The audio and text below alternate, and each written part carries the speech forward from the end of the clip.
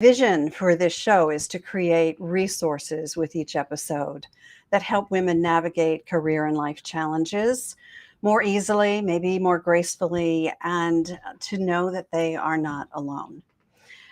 So, with each weekly conversation, our goal is to inspire women to become more confident, resilient, and brave in their lives and careers.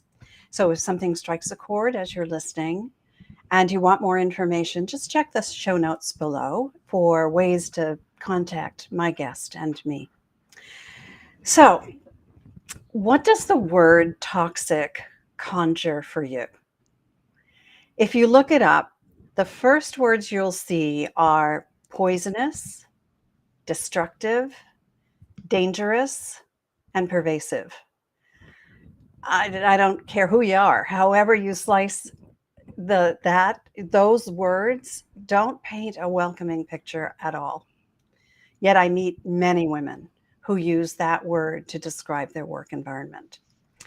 So let's talk about everyday toxic work experiences, why people stay in them, the long-term impact of them, and how to leave them with my next guest. Julia Toothacre is a colleague coach, career coach, and strategist who equips ambitious professionals with strategies and action plans to control and advance their careers. With over a decade of experience in career development, teaching, and coaching, Julia has helped thousands of professionals find clarity and supported them in their career exploration, management, and advancement. As an experienced career coach with a counseling-focused master's degree and multiple certifications, Julia uses her knowledge to create clear, action-oriented content. So let's talk now with Julia about navigating toxic work environments. Hello, Thank you. Julia. How are you? Hello. I'm so happy to be here, Maria. Thank you so much for having me. I am going to get this right here in a second. Da, da, da, da, da, da, da. There we go. Here we Oh, go. there we go. Don't you love technology when it Of works? course. Thank you for having me, though. I'm so happy to be here. This is a hard topic to talk about, but it's very much needed, and I'm happy to be here to shine some light on it for your audience. That's perfect. It's on the hearts and minds of a lot of women I meet. I'm sure that you do too. So let's hear a little bit about your backstory, Julia. How have you come to know something about toxic workplaces? Yeah, so this is definitely part of my story. And I like to point out to people that I am a career coach. I'm trained as a career coach who happened to experience toxic environments. And I think that's a really important distinction because some people go through something and then become something. And I think that's great. But I'm actually trained to do this. And then I happen to be in those environments. I had a couple of different experiences where I've had toxic management situations and then toxic culture or environment situations. And these were at points in my career where I felt like I was doing all the right things. You know, I was showing up. I'm a high achiever, high performer. And it just took me out to be in situations where I had managers who didn't know how to support me. And some of them, I understood the situation and I saw it for what it was. But there were other situations where the person was just not kind to me and not kind to others. And so it really changed my view of management and what was appropriate and how do you work with people and what does that look like even if you have your own issues that you're bringing into it. And then from a toxic environment standpoint, I always like to make sure that people understand there's a difference between an environment that's not a good fit and a toxic environment. And I felt like I was in an environment that wasn't a good fit, but had toxic elements within it. And so it was kind of a combination of the two. And what's interesting was once I left that environment, I had no idea really how much it had impacted me. Mm. And so, yeah, so it's really interesting when we go through those experiences. Sometimes when we're in it, we have no idea how bad it is till we get out and we're like, oh, That's often the case, that isn't was it? pretty Yeah. bad. I'm really glad you made that distinction, that it's toxic or just not a good fit. They are not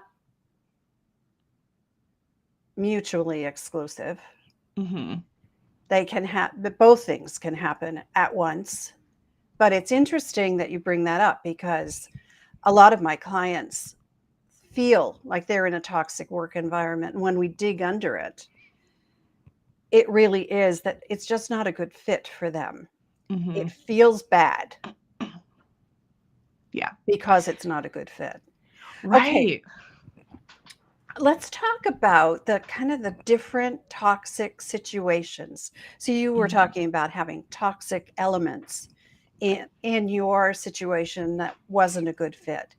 Let's talk about what kind of toxic situations that people might be experiencing and what are maybe some of the common ones.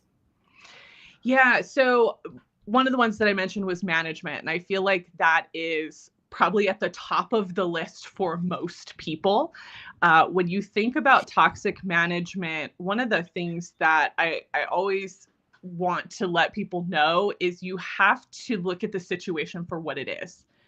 And so, similar to when we're talking about environments, when it comes to management, you have to look at your manager and go, is this person out to get me? Or are they in a situation where they have to behave a certain way and it's impacting the way that I'm working? Because I think that there are certain managers, as I said, that I had who are not kind. And that is truly toxic. That is somebody who is bringing a really negative um, environment to, or a negative perspective to the environment that they're in. And so they're pushing you, but maybe they're pushing you in a really negative way that's not great for you, right? And when we think about it that way, I want you to think about what is the context of your manager? Where are they coming from? Are they a messenger for something else, right? Or are they truly just not a nice person, you know? And I say that because we have to make sure that whatever the situation is the reality of the situation. Because what ends up happening is if we have situations that have impacted us in the past, we can project that onto other people. And so when we're thinking about management, a lot of times when I'm working with clients, they have people that they report to, people that they work with. And I'm like, give me an example, give me a specific example of how this person has been mean to you, rude to you. What have they actually done? And if they can give me an example that is legitimately toxic, then I'm like, okay, we validated it. That's absolutely a toxic situation. But in some cases, I sit there and I'm like, did you perceive that a certain way? Did they actually mean it the way that they said it? What's the context? Where is it coming from? All of that. Because the worst thing that you can do is project what's going on for you onto somebody else. And again, that's not to say that that other person isn't toxic. They might actually be. But you have to make sure that you're approaching this situation with a very clear head and going, okay, yes, this is a bad situation and here's why. So for example, I had a manager who yelled at another person right in front of me, and just completely reprimanded them. And I was like, oh, that's not good. That's an example of a very toxic person. Somebody else who made comments about my wardrobe and my weight and my size and all of that. That's an example of somebody who's a very toxic person versus somebody who is setting really high expectations for you in your position and you're just not in a place where you're ready to meet them. And you're like, why are they pushing me? Why are they doing this? That's not necessarily toxic. That person's just trying to push you. But if you're coming, from some kind of issues or from the past, you're doubting yourself, something like that, then you might receive that in a different way. And so we really want to break some of that down. So management is absolutely going to be one of the number one toxic situations that people deal with. I think that's so true. And the examples that you're citing really require us to step back for a minute and really kind of assess the reality of the situation without a colored lens on that it may feel toxic in the moment. And I think the other thing that we have to take notice of is whether it is a one-time event or it is a chronic situation. It's just the way they are. That person who is unkind. He's unkind to everybody. She calls people out in front of everybody else all the time. That creates an environment that is not conducive to doing your best work. Absolutely. And I think, you hit it right on the nose. Is it a specific situation that is impacting that person for that one time? Because we all have to remember people have lives outside of work. That's right. And sometimes bad things happen. And that creates, sometimes you just lash out. You have a moment, and was it a moment or was it multiple moments? And is that just how that person is? And so digging into the reality of what is actually happening, I think is so important. And a lot of people push back on me for that because it's like, oh, you're blaming the person, they're in this toxic environment and you're blaming them. It's like, I'm not blaming them at all. But they have to understand the root of what is going on, because if they change positions and go to a new environment with a new manager and have the same issues, then it tells me that there's something going on with them internally in how they're viewing management. Right. And we have to deal with that before you make a transition. So I want you to break all of that down. Even from an environment standpoint, a lot of times with environment, it's a mismatch of values, right? So the company is doing something that does not align with you, or they made a choice or something like that. Now you have a misalignment. Well, you have to understand what that misalignment is, because you don't want that in the next company. And so you want to make sure that you're, weeding that out as you're looking at other organizations. Right. And that in and of itself does not necessarily constitute a toxic environment. Absolutely. It's not. It's like you say, it's a misalignment. It just doesn't, it's not a good fit. Right. It has, and it might have been a good fit to start, and then things changed organizationally. New managers came in, new leadership at the top, new values, right? May come with that. And when things change, right? When they change, and it just doesn't feel good anymore. Right. One thing I will say can happen. When that happens, toxic behaviors can happen. Absolutely. People are reacting. They're reacting to what's happening to them. Right. And they're frustrated. And again, you don't know what's happened in somebody's past, to understand why they're reacting the way that they are. But you bring up a good point. And I know this isn't our topic, but I want to say this for people who are in management in any way. Understanding change management and understanding the steps that you need to take in order to create the best environment when you're going through change is so important. So if your team is shifting, if you've gone through a merger, if something big is going on as a people manager, get a book on change management, read about, I think it's John Cotter talks about change management, understand it, because once you understand it, you will be such a better leader to lead your people through and you have less of a chance of losing them through all of that change. Right. I'm glad you brought that up, because that understanding how that kind of a change can impact people, right? When they don't know what's going on, when they're not in the know and they're just Right. kind of seeing things happening, hearing about things, but nothing has been validated or verified. It makes for a very tenuous situation for everybody. Yes. Yeah. Yes. Uh, So leadership absolutely needs to understand how to help their teams through Right, change. right. Well, and Yeah. I'll give you a quick example of something that happened to me to kind of put that into perspective of how these things actually happen. We changed leadership, and that leader had a perspective of our department that really wasn't accurate, but it was the external perspective that certain people had.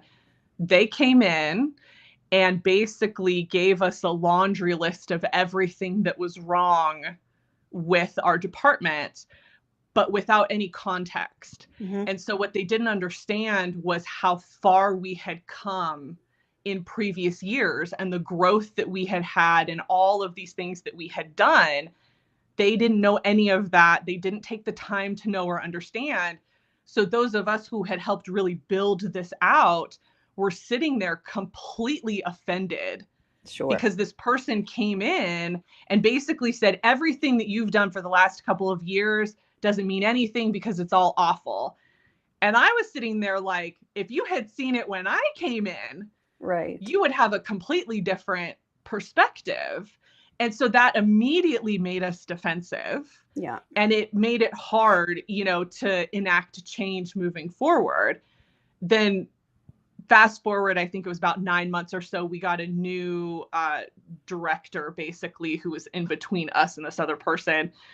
That person came in and said, okay, here's everything that I was told, tell me what it is for you. And that person listened to us and said, I don't understand what the problem is. It sounds like you guys are doing everything that they Yeah. wanted. And I said, we know. Yeah. But there's a perception that we're not. And so it's this miscommunication, but also not taking the time to understand the context of where a team or an employee has been to understand how some of these things are going to impact them, which then can, snowball into a lot of toxic behaviors. Right. Right. Right. And you're right. That's how those misunderstandings, those lack of listening to learn kind of behaviors uh, can lead people to judge without basis, and and that can turn into toxic behavior. Mm-hmm. So, back to the point you made in the beginning, we really do need to understand what's really going on, is and try and really dig under it if you can, Mm-hmm. and be sure it's not you. Be sure you're not. The stuff isn't going on for you that's causing you to behave in a certain way that maybe isn't you Mm-hmm. or who you want to show up as. And the same for other people. That's so important. All right, so we've established there's a lot of possibilities here that can create toxicity Mm-hmm. in a work environment. I'd love to hear your perspective on why people stay when they are in a toxic work situation. Why do you think that is? Yeah, this is a really good question because I have seen it all. Mm, Unfortunately, I've experienced it myself, and then I've seen it with clients as well. So one of the main reasons that I see people stay is they don't think that they can leave. And that can be for a lot of different reasons. So in my case, I didn't think that I could leave because I didn't believe in my skill set enough. And I didn't think that I had what I needed to be able to move out of that position and out of that organization. And part of the reason for that was how I had been treated by management. And I had basically been mm, told, you you're doing great, but you don't have what it takes to be a leader. You don't have what it takes to do this. I'm not putting you in this role. I'm not doing this. I'm not doing that. So even though I had received such high praise up until this person came in, that person really took my confidence away. And I felt like I didn't have what it took to move out of that. Ironically, I did end up moving out because I got referred into a position and ended up leading and completely creating a new department at another organization based on what I had done at that organization. So I'm good now with my confidence, but a lot of times that's what it is you feel like I can't leave for whatever reason. It's you want to stay for the pension if it offers a pension. I've seen that happen with a lot of people who work in government and certain parts of education. They're locked by location. They don't think that they have a lot of options because of where they live. Maybe they work in a family business and they don't feel like they can leave because they're part of the family, So there are a lot of these things that we tell ourselves, I can't leave because at the end of the day, you can leave. It doesn't mean that that's not going to have repercussions, and you have to understand what those repercussions are, but you can always leave. Yeah. Yes, you bring it there could be repercussions, but it's the planning for that's Yes. important, isn't it? Yes. So you're absolutely right. You can leave if it doesn't fit, if it doesn't feel good. If you are being bullied at work, you don't belong there. Right. And if it's not going to change and you recognize that it is a pattern within the organization, it is accepted behavior, and it doesn't feel good to you, then you need to find a way to put yourself in a better situation where you do fit, and it doesn't become what I like to call a soul-sucking experience. Right. Absolutely. So, the family business piece of it, that's the hardest one. Little kludgy. But there are ways to have conversations, and you just need to work with someone like us. Those are the kinds of conversations I have with my clients all the time, and I know you do too. That we just talk it out. So what if you approached it this way? So let's play devil's advocate. What would happen if you talked about it this way? Yeah. What if you said this? Those are the kinds of conversations you can kind of practice. Right. And what ends up happening in those conversations is the person will say, but they'll say this, but they'll do this. And I'm like, but you don't know that. Right. You're projecting what you think is going to happen because you've created something in your head of how they're going to react. And the reality is, if they react the way that you think that they do, then do you want to be in that environment anyway? And even if they do, you can prepare for that too. Right. So, absolutely. All right. So what if they do react that way? How do you want to respond to that? So that you can, literally stand in your power and face whatever the response is going to be. Yeah. And I'll tell you, for people who have really high anxiety, or who tend to be a little more introverted, because I know as an introvert, sometimes in those situations, I have a hard time thinking on my feet because I'm taken back by what's happening.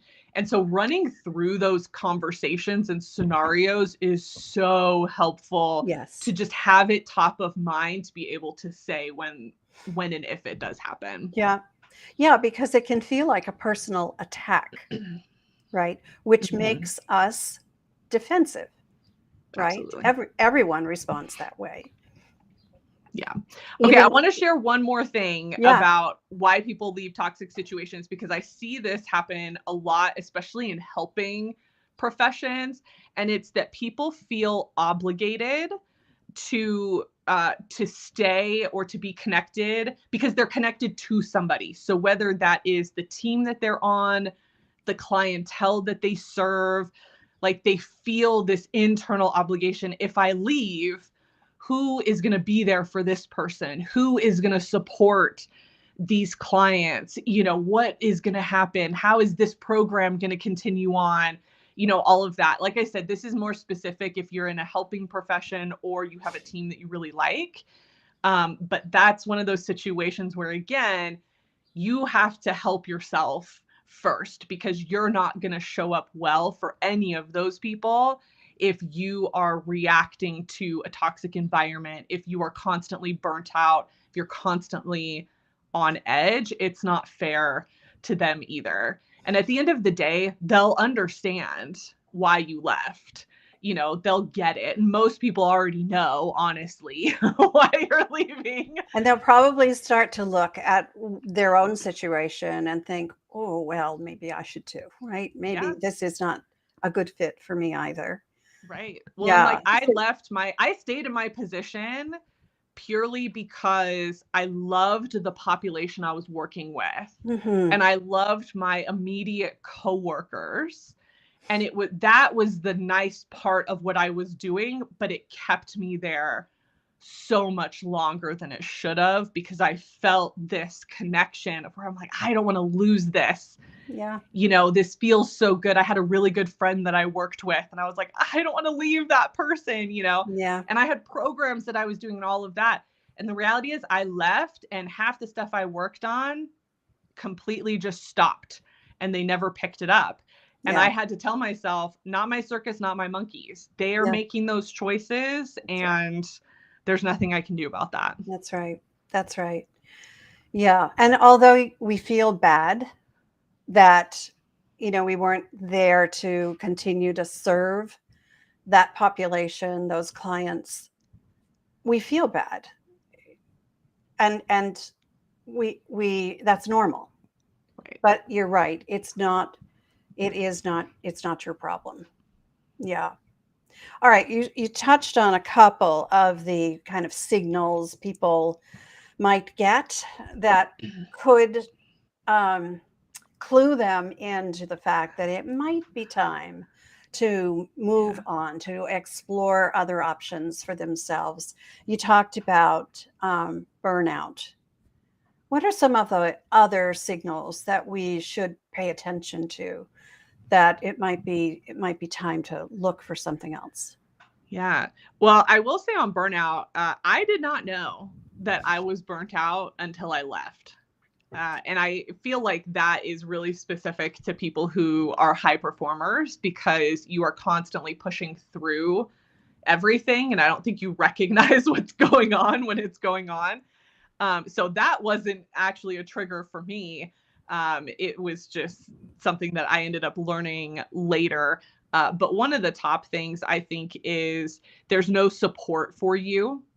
And so that can look different. So whether it's you don't have communication with your manager, or your manager doesn't treat you well, there's just no support for you on a day-to-day basis to do your work. I think that's a low level indication. I think that's when you start to go, what's going on here? Like, is this the environment I want to be in if I'm not being supported in any way? And if you couple that with consistent, as we talked about earlier, consistent repetitive behavior that's negative, and you start tracking that, which track it always, you start tracking that and going, this seems to be something that's happening all the time. The problem is we talk it away. Oh, it's this situation, it's that situation, because we're trying to justify staying in the position. But I think when you put pen to paper and you're writing these things down and you're tracking it, you start to see the pattern. And that gives you kind of the fuel to go, I don't think this is a good situation. I think I need to think about transitioning out of it. Similarly, when I say support, it's also there's no growth. So there's nowhere for you to go. Nobody's supporting you to go anywhere. And so if you sit there and tell me I'm not a good leader, You bring in another leader. Well, now what am I supposed to do? Just stay in this position forever until you decide, that I'm a good leader, even though I've been leading the team, for a year. So you have to then step back and go, is this the place that I want to stay in long term? Do I want to grow here? What does this look like? And I should give a little caveat here. I work with really high achieving, high performing clients. And so growth is a really big deal. If you're not helping me grow either my skill set, my connections within the company, then that's automatically a red flag. There are some people who don't want that. They're good with their position. They want to stay. Growth for them might mean more skills growth than growth within the company. So I do like to make that distinction because that's not going to be a sign for everyone. I think support is really the overarching thing. Are you getting the support that you need from that person, or are they micromanaging you too much or completely ignoring you? Right. And what does that look like for you?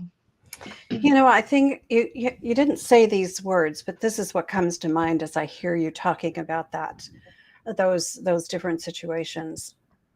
I think what we all need to land on firmly is, what do we want? What will make us happy?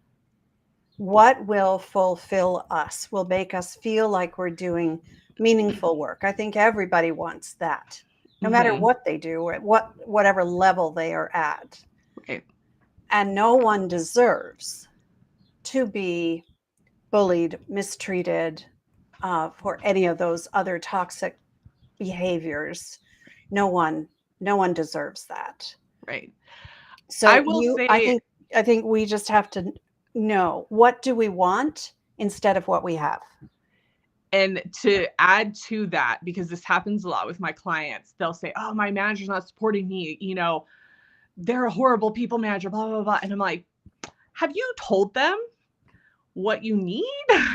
So to your point, you have to know how you need to be managed and what you need from a manager. If you're earlier in your career, that might take a little bit of time for you to understand. But if you're more in the mid-career space, you know who you work well with, you know what kind of support you need. Right. And you need to be able to go to your manager and say, look, this is how I work best. This is the type of support that I need. And if then they completely disregard you and don't help you through that, then that's another sign to me that you're not in the right place, or you don't have the right manager. And then how do you make those adjustments? Right. Also understanding that not every manager can support you the way that you need, depending on the context and the situation and their availability. So there's a lot of caveats in there. And their skill level, right? As a manager, as a leader, right? That there's so many people who are put into management and leadership positions who aren't ready for that. And unfortunately, the people who report up to them suffer the consequences of that. And understanding that that's the case, I think, is an important thing that we have to kind of uncover. And this takes some drilling down and getting brutally honest with yourself about what role you might be playing in this environment. And you said you need to talk to your manager and let them know what you need. You have to also ask for it, right? So ask if they are able to provide that to you.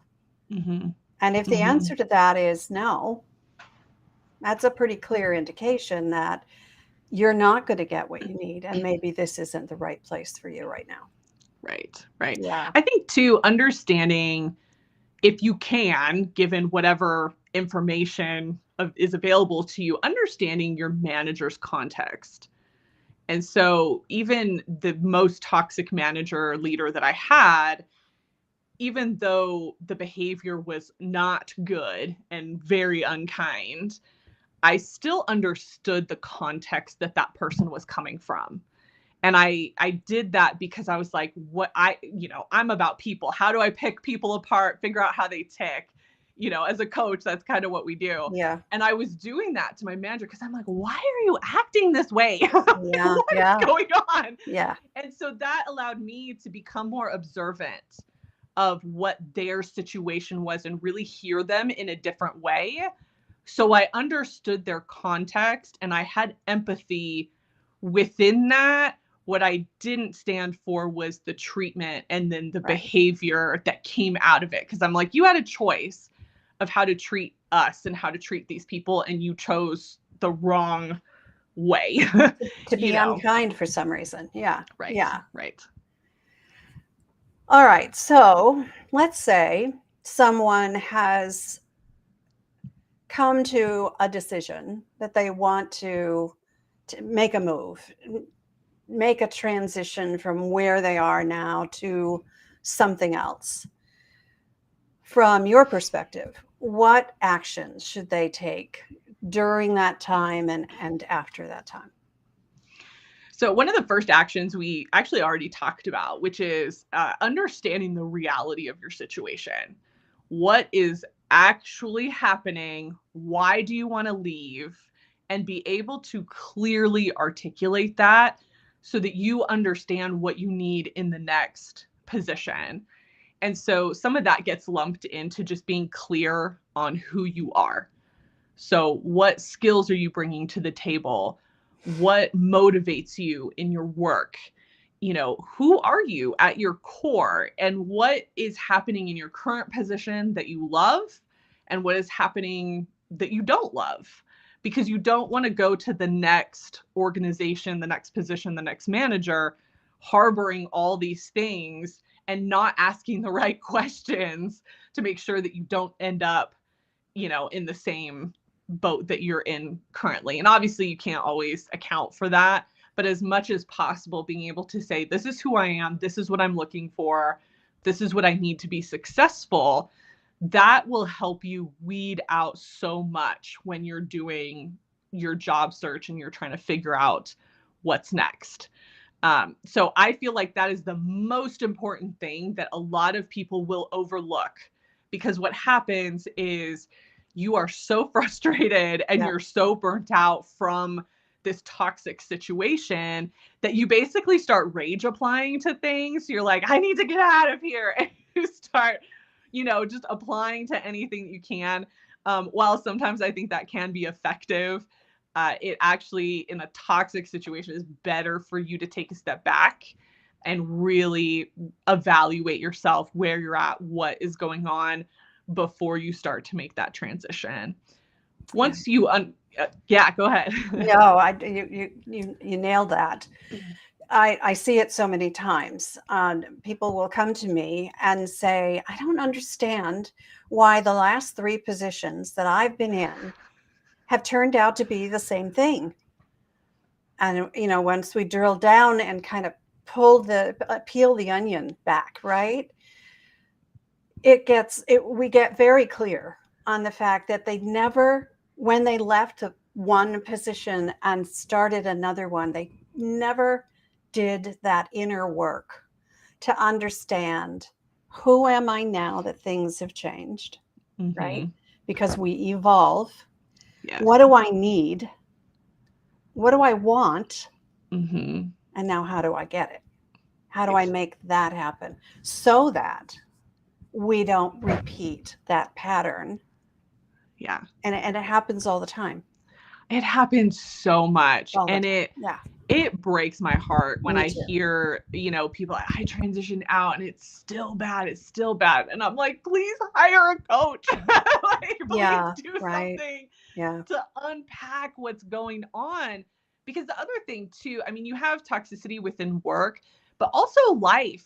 Things that happen in your life will also impact your work and will Of change course. your values, will change your motivations.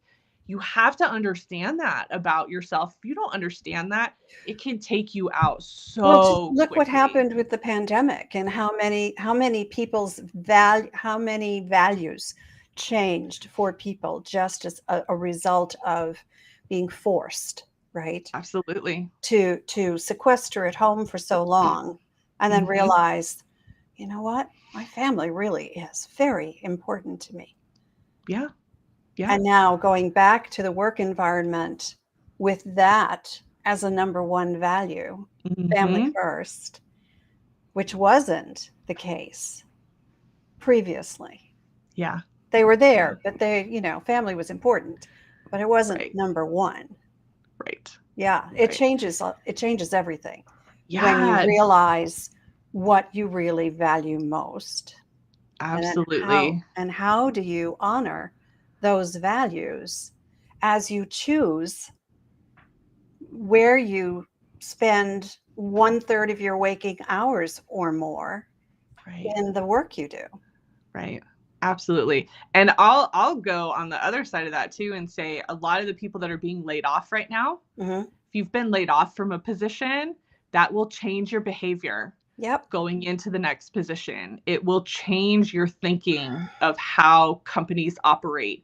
It will change how you view loyalty to an organization. Yeah. And so for those who have been laid off, especially if it was done in a really bad way, Oh, which we're seeing again, toxic, so yeah. bad. Yeah. But you have to understand you might be trying to be positive through it and all of that. And absolutely, I think that's a really great way to be. But also understand it's going to change you. And you have to understand that, like, going to that next position, you're going to have some hesitancy. There are going to be some things that are going to make you react because you've gone through a layoff already. Right. Right.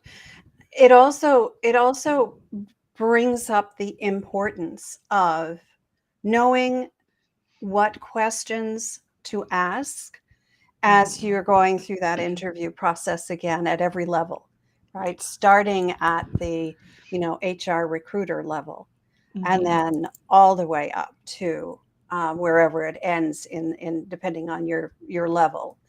Um, but knowing what questions to ask to be sure that what you care about most matters to them as well, right? That you Yes. can feel a soulful fit Mm-hmm. when you get that offer and you've been able to check off all the boxes, that it really does align with who you are now and what you want and where you want to go. Absolutely. Absolutely. Yeah. This has been a great conversation, Julia. I I know say this. there's so much more we could There is say. so much more. We might have to do part 2 on this one. Who knows?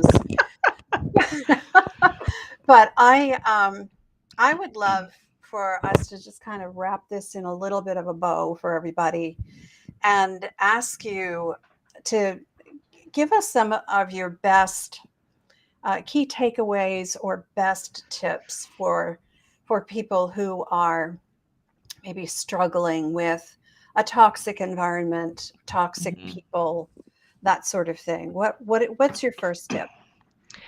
So I think we've said this multiple times. I'm going Yeah. to reiterate it because I think it's so important.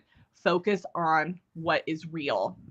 And this can be done simply if it's people oriented, write that person's name down and journal out, write out, talk out, whatever you need to do. What is going on? Why do you feel the way that you do?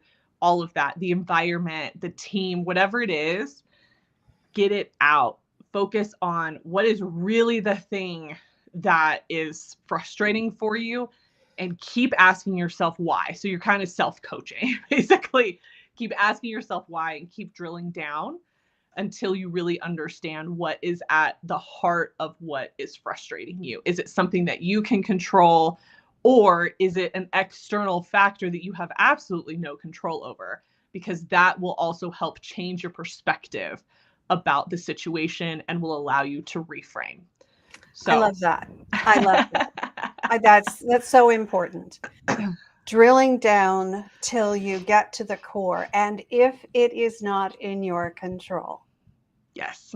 Yeah. then you can release it because there's nothing you can do about it. Yeah. Right. Yeah. So then you get to make a choice. Right. Right. Right. And I'll about tell what you, you do next as a result of not being able to control that situation. yeah. And I had a manager that for a long time I would have classified as toxic. And once I had a better understanding of the situation, I was like, oh, first of all, they're just not a good people manager and they've never been trained. So I can't hold that against them. Mhm. Um, because they weren't getting the support that they needed. But then Right. we also just had a clash of personality. And I was like, I can't fault them for that either. I am who I am, they are who they are, Right. and we just don't mesh. And that's okay. And the minute that I figured that out, oh man, my perspective toward that person absolutely shifted. And it was such a better working relationship Yeah, moving and past that. because the way you communicate shifts when you realize Absolutely. what's really underlying all of that, Mm-hmm. right? Mm-hmm. Yeah, and then we get to make different choices Yep. about how we approach the situation. Yes, Yes. Yes. yes. Okay. My Tip other number 2. takeaway. Yeah. Takeaway number 2. Uh, we've mentioned this a little bit, but if you have the ability, get support. So that's a coach like me, a coach like Maria. There are a lot of us out there. And support doesn't have to come from somebody like me. I think the value to having a coach is you get an unbiased opinion, and somebody that can walk you through the situation and ask you questions because we're not in it. Sometimes when you're talking to friends and family, they could fuel the fire for you in a way that's not helpful. So consider that. Also, counseling, therapy.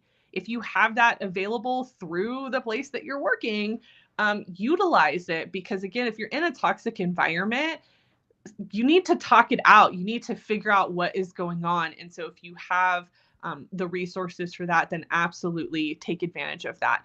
If therapy or coaching is not within your budget, there are so many resources out there, so many free resources for people, or really low cost things to help you work through this and can give you prompts and all of that. You just have to seek it out, and search for it and all of that. But a lot of people like me and Maria, we have free resources for people. This Yeah, podcast is one of yeah. them, and so you seek that out and utilize it for yourself to help you kind of self coach if coaching isn't something that is within your budget.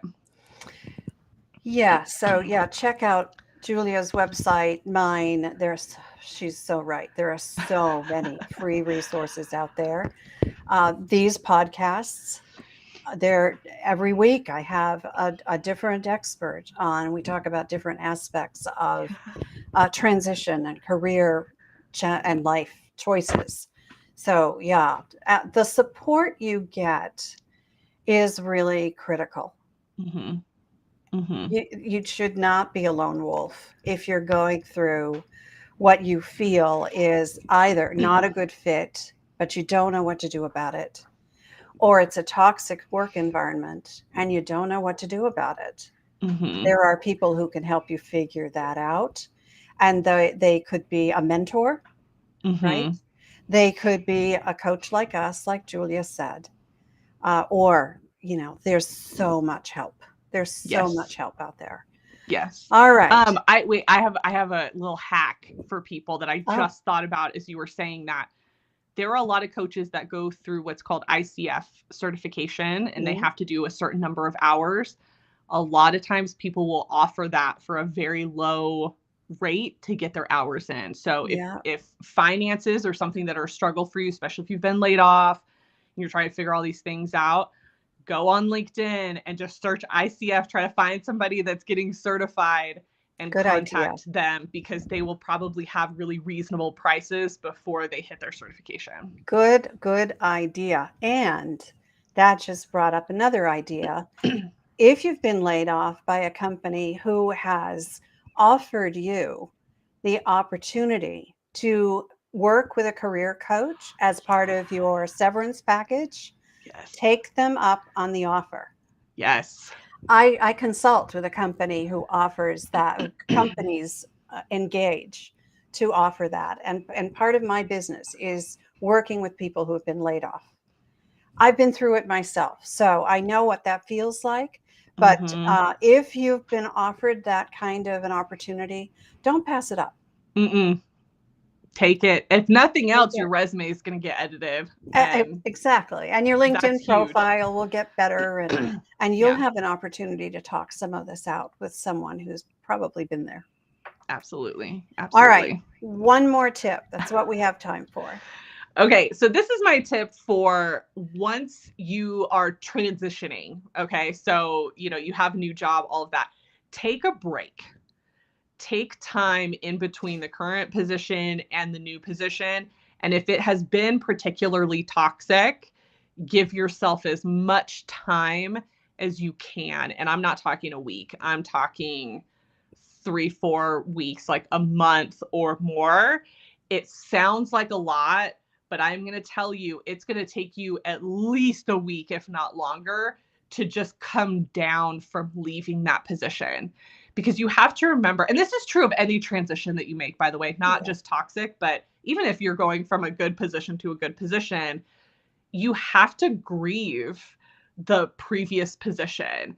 Even if it was a positive situation, you're leaving people, you're leaving a situation that you've been with for a long time. And so you have to give yourself time to separate from that and grieve it. And it still will take time, but highly recommend giving yourself space to just be and do Yeah. things that you want to do, you know, essentially bring yourself back to life if you've been in a toxic situation. So if you have the means to do it, plan for it, do it, because I'm telling you, it'll be so good for your mental health moving into the new Yeah. position. Yeah. That is such good advice. Decompressing from one thing before you launch into the next thing is so important. And you're right. Regardless of the kind of transition you're making, this could be a life transition, a career transition. Yes. And there are so many things that fall under life, right? That require you to just take a That breath, breathe. right? I've been through so many of these transitions in my life. That is like the best advice. That's gold right there, Julia. Mm-hmm. Thank you for sharing that. If you can, take a break because it Mm-hmm. will. You heard Julia say earlier that she didn't realize she was burned out until she left. Yeah. Don't wait for that. Yeah. And But it took if me, you I did not take a break in yeah, if between. you I took like a recognize week. that, you need a break. Yeah. And Yeah. it took me 3 months, 3-4 months Yeah. into the new position before I finally relaxed into it. Isn't it nice that we learn lessons as we make our choices that Learn, turn out learn to from our be, mistakes. yeah, learn from our mistakes. Yeah. Yeah. Yeah. Julia, I've enjoyed this conversation with you. You and I have a heart for people who are going through these tough times in their careers, and I want everyone to know that we're out here for you, Mm-hmm. Mm-hmm. and there are lots of free resources that either one of us can share with you.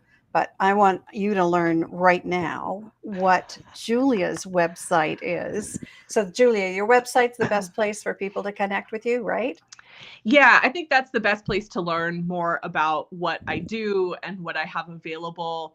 If you are on LinkedIn, please connect with me as well, Great idea. and let me know that you saw me through Maria's podcast or some of the lives that we're doing. I love being connected with people on LinkedIn and seeing their journey and their career and all of that. And I respond to messages and answer questions, so I'm happy to do that as well. That's great. So Julia's website is ridethetidecollective.com, and you'll see links for that in the show notes below. Julia, thank you so much. Thank you for being here. It's always good to have a heartfelt conversation about a tough subject, so other Yeah. people know that they're not alone. No, thank you so much for having me. This is a hard topic. And for anybody listening going through it, you're not alone.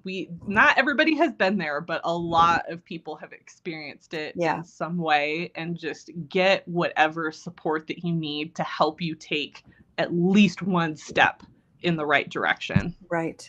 Right. Thank you for being here. You're welcome. Thank you for having me.